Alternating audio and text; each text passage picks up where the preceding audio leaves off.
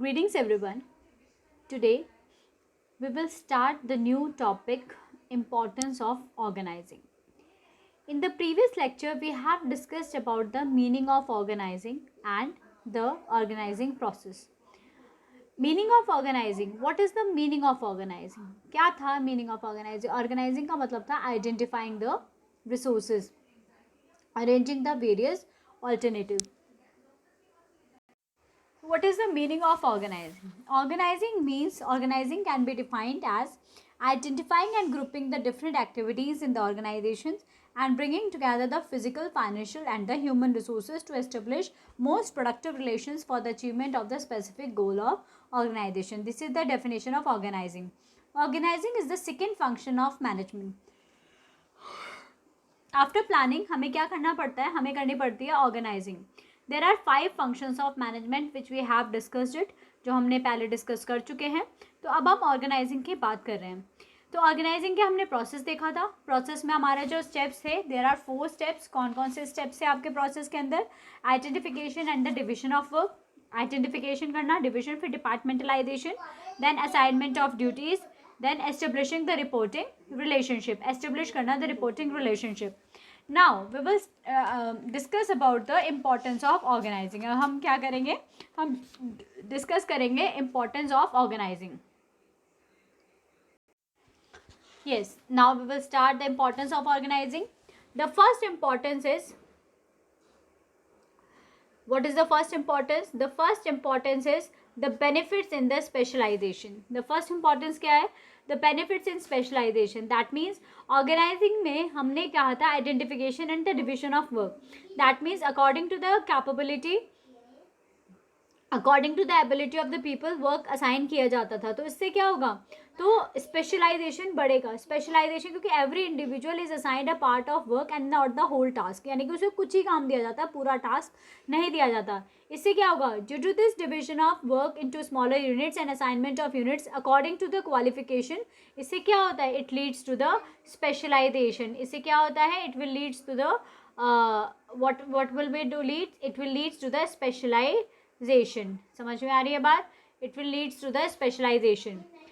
The specialization automatically comes. अब specialization अपने आप ही आ जाता है when an individual is performing one job repeatedly. Obvious है, जब एक job वो repeatedly करेगा तो specialization क्या हो जाएगा? वो अपने आप ही आ जाता है. तो organizing से क्या होता है? Benefits in the specialization. वो कैसे होता है? क्योंकि every individual is assigned a part of the total work, not the whole task. तो इससे due to this division of work into smaller units and the assignment of units according to the qualification will lead to the specialization. ठीक है, clear हो गया बात? आपको समझ में आ गई? will leads to the specialization. अब हम बात करते हैं specialization automatically comes when an individual is performing the one job repeatedly. Now clarity in the working relationship. This one is clarity in the working relationship. What does it mean? देखिए, second importance है organising की कि clarity in the working relationship. इसका मतलब होता है in the organising function it is clearly defined that what all and how much power and authority is enjoyed.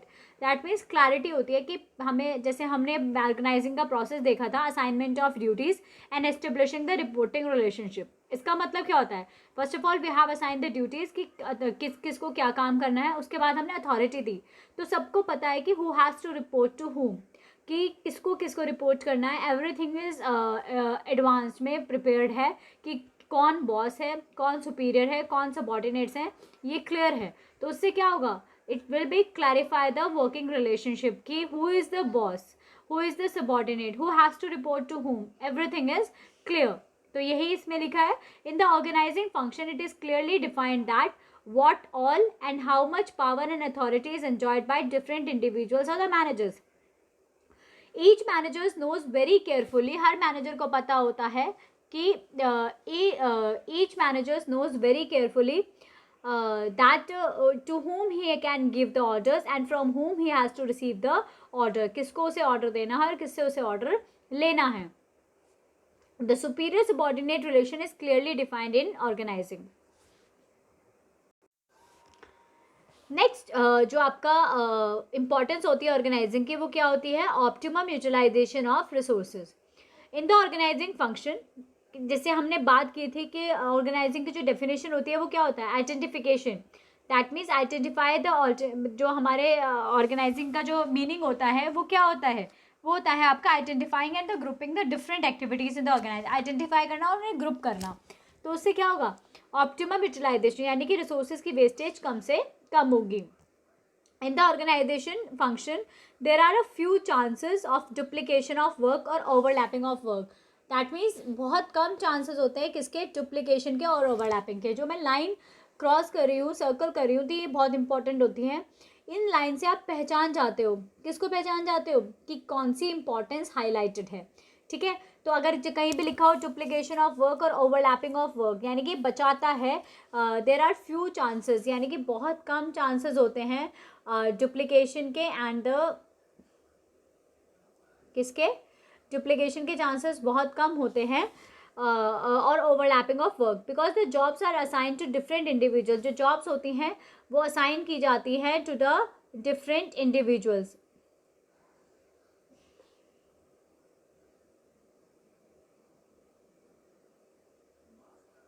Yes, इन तो ये समझ में आ गया। ऑप्टिमम यूटिलाइजेशन ऑफ रिसोर्सेज, इसका मतलब क्या होता है कि ऑर्गेनाइजिंग फंक्शन में क्या होता है, there are few chances of duplication of work or overlapping of work because the jobs are assigned to different individuals by clearly defining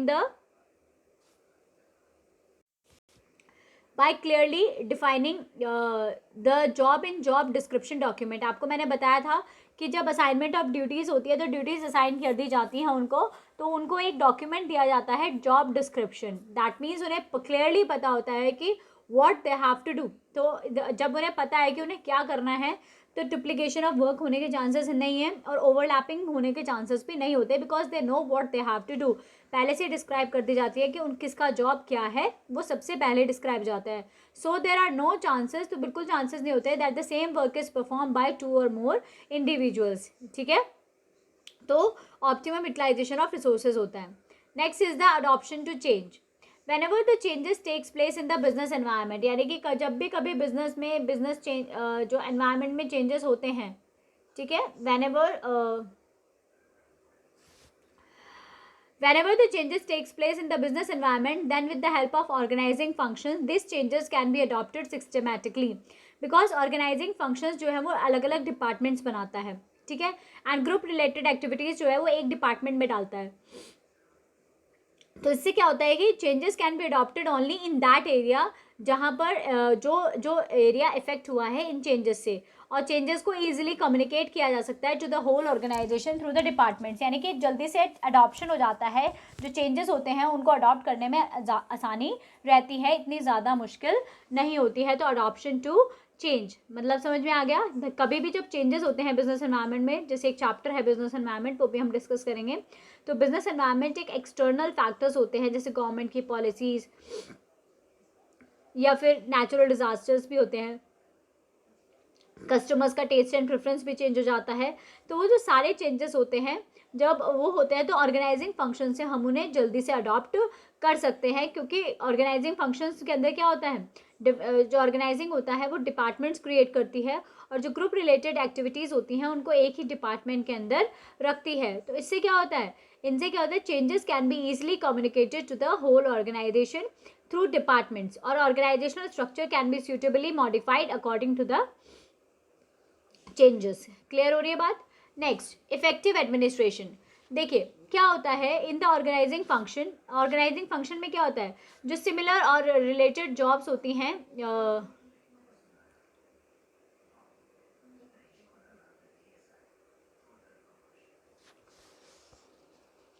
organising function में क्या होता है कि जो सिमिलर और रिलेटेड जॉब्स होती हैं वो एक डिपार्टमेंट में रखी जाती हैं, विच लीड्स टू द, इससे क्या होता है, which leads to the unification of efforts and harmony in work.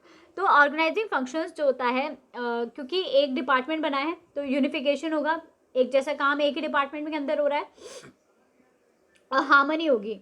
The organising function establishes the relation between different departments keeping in mind the coordination among the different departments, मतलब organising function जो होता है वो relationship बनाता है between the different departments, keeping in mind the coordination between the different departments by bringing clarity in working relationship, administrative efficiency improves.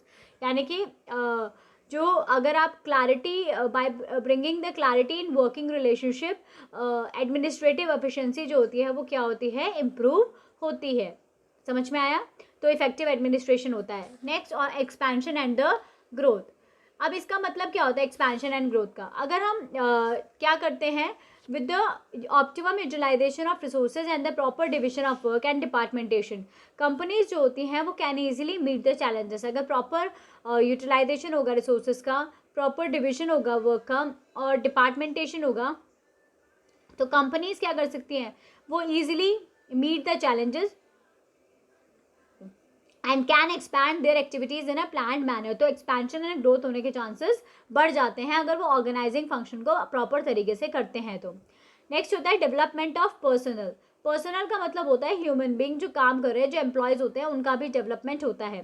Delegation of authority is an important part of organising. अभी आप पढ़ेंगे भी कि बहुत important part है authority को delegate करना, that means power देना, ये बहुत ज़रूरी चीज़ होती है।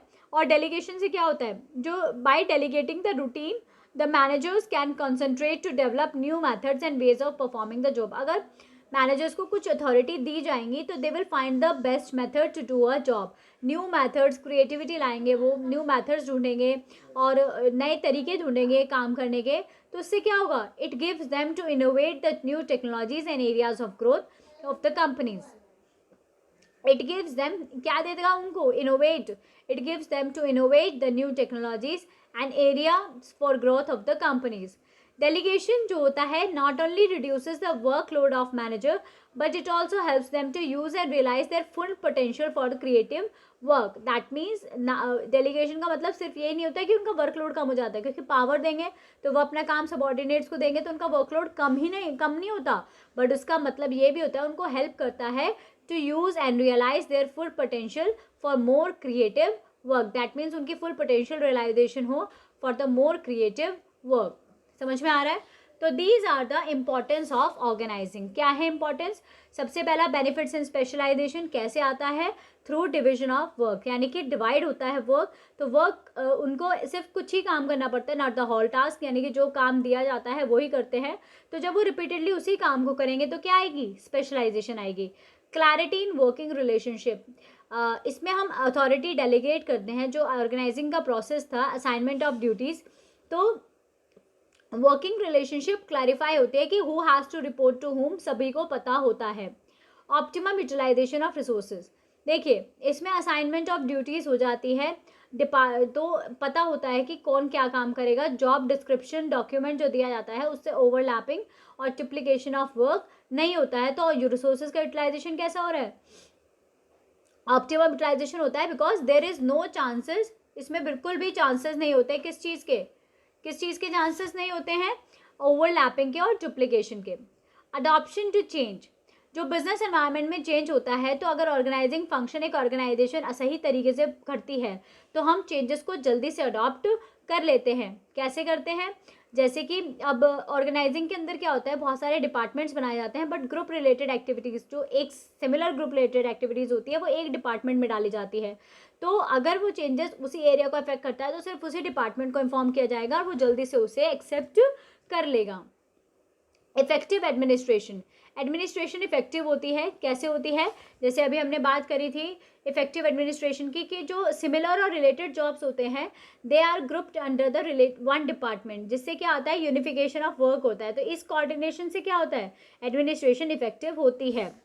एक्सपेंशन एंड ग्रोथ भी होती है, अगर हम सही तरीके से यूटिलाइजेशन करते हैं और प्रॉपर डिविजन करते हैं और प्रॉपर डिपार्टमेंटलाइजेशन करते हैं तो कंपनीज जो होती हैं वो ईजिली मीट करती हैं चैलेंजेस को और अपने ऑर्गेनाइजेशन को क्या कर सकती हैं, एक्सपैंड कर सकती हैं। Last is the development of personal, ये कैसे होता है, through the delegation of authority. ये बहुत इंपॉर्टेंट पार्ट है ऑर्गेनाइजिंग का, डेलीगेशन ऑफ अथॉरिटी। अब अगर हम कुछ पावर डेलीगेट करेंगे, कुछ अथॉरिटी डेलीगेट करेंगे तो मैनेजर्स जो हैं वो अपने कॉन्सेंट्रेट करेंगे to develop the new ideas of performing a job. That means उनको टाइम मिल जाता है इनोवेटिव न्यू टेक्नोलॉजीज़ को अडॉप्ट करने का, तो इससे क्या होता है कि इनोवेशन आता है, तो इनका डेवलपमेंट होता है क्योंकि वो क्रिएटिविटी को करते हैं। समझ में आ गया अच्छी तरीके से? तो these are the importance of organising. Clear हो गया? Now let us start the next topic, organisational structure. देखिए, ऑर्गेनाइजेशनल स्ट्रक्चर क्या होता है? What is organisational structure? Organisational structure होता है, अभी हमने बताया था कि जब हम ऑर्गेनाइजेशंस को डिपार्टमेंट्स में डिवाइड कर देते हैं तो दो तरीके के डिपार्टमेंट बनते हैं, फंक्शनल और डिविजनल। याद है आपको? फंक्शनल डिपार्टमेंट्स कौन से होते हैं? जो according to the functions divide होते हैं, यानी कि फंक्शंस के अकॉर्डिंग कैसे फंक्शंस होते हैं? प्रोडक्शन फंक्शन, सेल्स डिपार्टमेंट, इस तरीके से जो फंक्शन परफॉर्म करते हैं। डिविजनल कब होते हैं? जब कोई ऑर्गेनाइजेशन दो से ज़्यादा प्रोडक्ट बना रही होती है, एक से ज़्यादा प्रोडक्ट बना रही होती है, तो वो प्रोडक्ट के हिसाब से डिपार्टमेंट्स डिवाइड करती है, तो उसे क्या कहते हैं? Divisional department. तो इसी तरीके से ऑर्गेनाइजेशन का स्ट्रक्चर भी, इसी तरीके से जो ऑर्गेनाइजेशन का स्ट्रक्चर भी किस में डिवाइड होता है? दो पार्ट्स में डिवाइड होता है, फंक्शनल एंड द डिविजनल। अभी पहले हम ऑर्गेनाइजेशन का स्ट्रक्चर करते हैं कि what is the meaning of organisation structure. Organisation structure का मीनिंग क्या होता है? ठीक है, तो लेट अस स्टार्ट नाउ। जब भी कभी एक मैनेजर परफॉर्म करता है organising function, then organisation structure get created automatically. कभी भी कोई भी मैनेजर अगर ऑर्गेनाइजिंग फंक्शन को कर रहा है तो ऑर्गेनाइजेशन स्ट्रक्चर अपने आप ही बन जाता है, जिसमें क्या होता है? Which defines the job position, authority, responsibility of the different employees. मतलब जिसके अंदर जॉब पोजिशन होती है कि उसे क्या काम करना है, authority, responsibilities of the different employees, यानी कि authority responsibilities of different employees वो होती है। तो समझ में आया व्हाट इज ऑर्गेनाइजेशनल स्ट्रक्चर? अभी इसकी डेफिनेशन प्रॉपर पढ़ेंगे।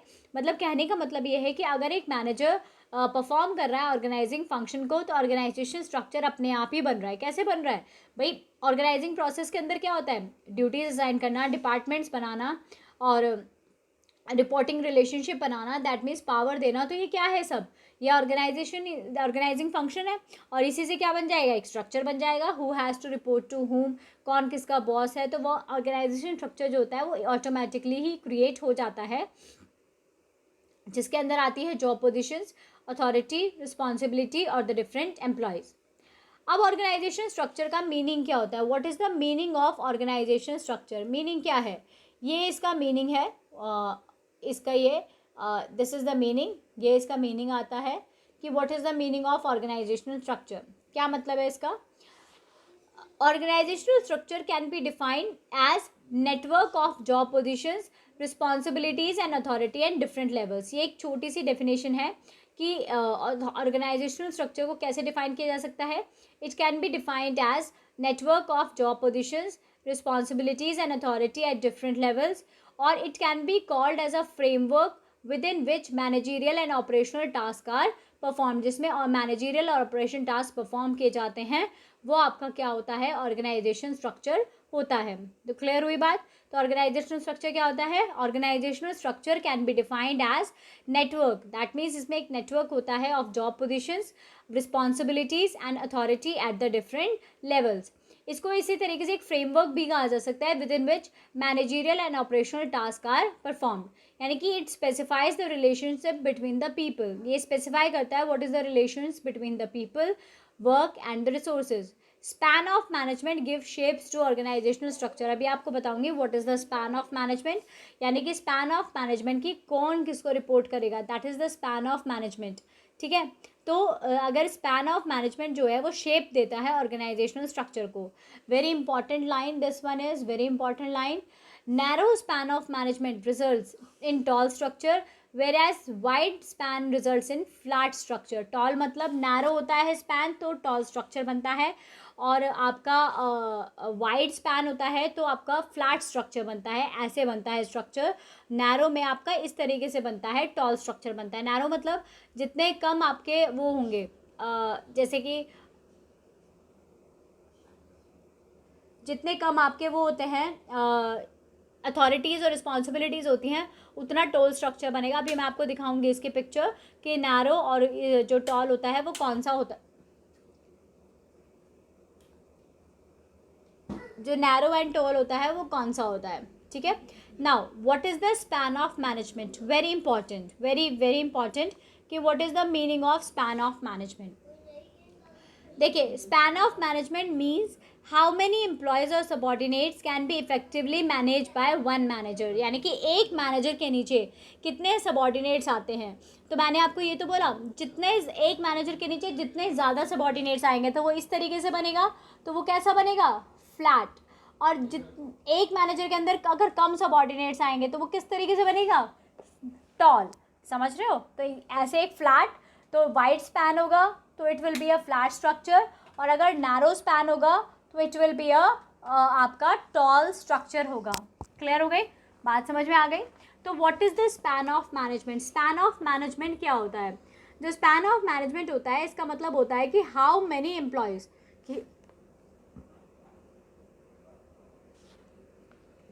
what is the span of management. Span of management means how many employees or subordinates can be effectively managed by one manager, और how many subordinates can be effectively controlled by one superior. एक ही बात हो गई. ठीक है, कि एक manager effectively कितने सबॉर्डिनेट्स को मैनेज कर सकता है, या फिर कितने सबॉर्डिनेट्स इफेक्टिवली कंट्रोल किए जा सकते हैं एक सुपीरियर से, तो वो कहलाया जाता है स्पैन ऑफ मैनेजमेंट. तो अब नैरो स्पैन होगा तो कैसा स्ट्रक्चर होगा, टॉल स्ट्रक्चर. याद रखना है इस चीज़ को. और जितना ज़्यादा वाइड स्पैन हो जाएगा, वाइड मतलब जितना, अगर जितने ज़्यादा सबॉर्डिनेट्स एक मैनेजर कंट्रोल कर पाएगा तो वो स्ट्रक्चर ऐसे बनेगा वाइड. तो वो क्या होगा, वो आपका एक फ्लैट स्ट्रक्चर बन जाता है. समझ में आया. ठीक है. When the authority and responsibility relationships are established in organizing process, then the managers must keep in mind the span of control. जब अथॉरिटी और रिस्पॉन्सिबिलिटी रिलेशनशिप बनाई जा रही हो किसी भी ऑर्गेनाइजिंग फंक्शंस के अंदर, ऑर्गेनाइजिंग प्रोसेस के अंदर, तो हमें मैनेजर को ध्यान रखना चाहिए about the span of management. किस चीज़ का ध्यान रखना चाहिए, about the span of management. Clear हो गया, अच्छे से समझ में आया. आफ्टर डिसाइडिंग द स्पैन, जब हम स्पैन डिसाइड कर लेते हैं, एक स्केलर चेन बनाई जाती है, एक स्केलर चेन डेवलप की जाती है टू ऑल द सुपीरियर्स. मैं आपको दिखाती हूँ किस तरीके से बनता है. Let's just see.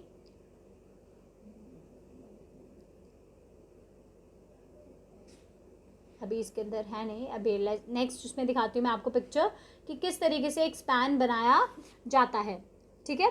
तो आफ्टर डिसाइडिंग अ स्पैन, जब हम डिसाइड कर लेते हैं अबाउट द स्पैन, तो एक स्केलर चेन डेवलप होता है of all the superiors and subordinates, because the span of control clearly specify करता है who has to report to whom. यानी कि स्पैन जो होता है वो क्लियरली स्पेसिफाई करता है about who has to report to हुम.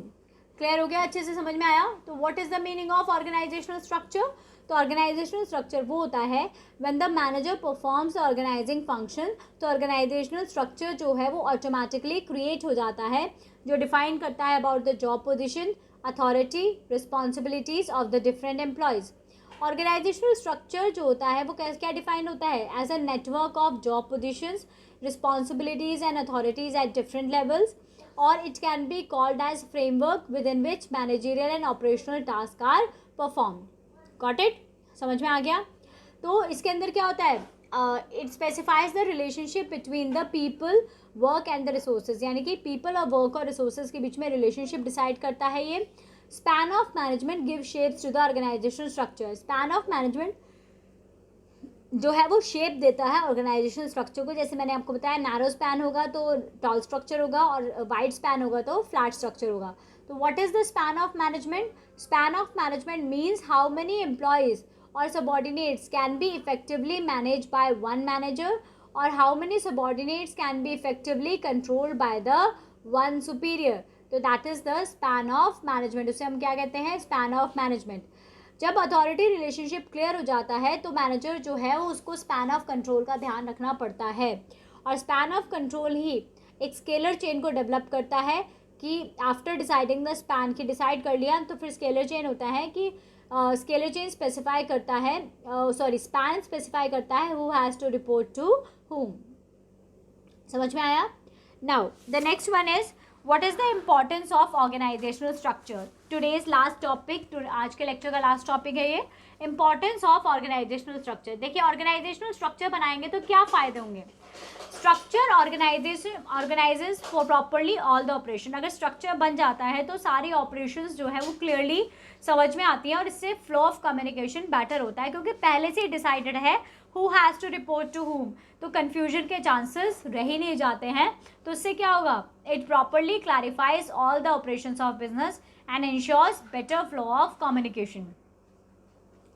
एक क्लियर स्ट्रक्चर जो होता है वो इजी बना देता है to check the responsibility of each part of the business. That means जो आपका एक क्लियर स्ट्रक्चर है वो make it easy to check the responsibility of each part of the business. That means each part कि जो भी है, तो क्योंकि आपको पता है कि ये डिपार्टमेंट है, इसको ये काम दिया गया है, तो जहाँ गलती हुई है उस काम को आप जल्दी से पता कर सकते हो, तो क्लियरली आपको पता चल जाएगा कि किसकी रिस्पॉन्सिबिलिटी क्या थी। समझ में आ गया। दूसरा, third one is a clear idea about the working style of an enterprise can be known from the organisational structure. अगर आप किसी भी कंपनी का, किसी भी ऑर्गेनाइजेशन का ऑर्गेनाइजेशनल स्ट्रक्चर देख लोगे तो आपको उसके वर्किंग स्टाइल का पता चल जाएगा। दैट मीन्स आप सिर्फ ऑर्गेनाइजेशनल स्ट्रक्चर को देख के ही उसके वर्किंग स्टाइल का पता करा सकते हो कि कैसा उनका वर्किंग स्टाइल होता है। Got it. Now next is the organisational structure allows correlation and coordination. That means अगर ऑर्गेनाइजेशनल स्ट्रक्चर बन जाता है तो इससे क्या होता है, कोरिलेशन बना रहता है एंड कोऑर्डिनेशन बना रहता है among the human, physical and the financial resources. It clearly defines the level of management. इससे क्लियरली डिफाइन होता है द लेवल ऑफ मैनेजमेंट कि टॉप पे कौन है, मिडिल पे कौन है और लोअर पे कौन है, and clearly specify the span of management under each level. यानी कि हर मैनेजर के अंडर में कितने सबऑर्डिनेट्स हैं, तो स्पैन ऑफ मैनेजमेंट भी क्लियर होता है। तो these are the importance of organisational structure. समझ में आया, क्लियर हो गई। तो ऑर्गेनाइजेशनल स्ट्रक्चर क्या है, तो इट इज़ द, अगर हम कीवर्ड्स देखें तो it is the outcome of organising function. Outcome यानी कि अगर ऑर्गेनाइजिंग फंक्शन करोगे तो ऑटोमेटिकली आता है। Determines the style of working, style पता चलता है। फ्रेमवर्क जिसके अंदर ऑपरेशनल एंड मैनेजरियल एक्टिविटीज़ को परफॉर्म किया जाता है। और it is the skeleton of organisation. देखिए ये जो कीवर्ड्स होते हैं ना, ये याद रखा करो, क्योंकि ये जो कीवर्ड्स होते हैं ये आपके केस स्टडीज़ को करने में बड़े काम आते हैं। ठीक है, तो ये कीवर्ड्स आपको याद रखने चाहिए। दैट्स वाई मैंने आपको यहाँ शो कर रही हूँ, और आप इनका स्क्रीनशॉट लेके भी रख सकते हो अपने पास, तो आप इसको याद रखा करो। ठीक है, तो जो ऑर्गेनाइजिंग फंक्शन है, it is the outcome of organising function, determines the style of working, framework within which operational and the managerial activities are performed. It is the skeleton of organisation. That means अगर organising ना हो तो मतलब ढांचा जिसे कहते हैं ना, तो ढांचा जो होता है दैट मीन्स जो एक फ्रेमवर्क होता है जो सारी चीज़ें बताता है, तो it is the skeleton of organisation. Now what is the span of management. Span of management क्या है, it give shapes to the organisational structure. और क्या बताता है ये, number of subordinates working under one superior. एक सुपीरियर के under में कितने सबऑर्डिनेट्स काम कर रहे हैं वो हमारा कौन बताता है, span of management. Got it, clear हो गया अच्छी तरीके से बात।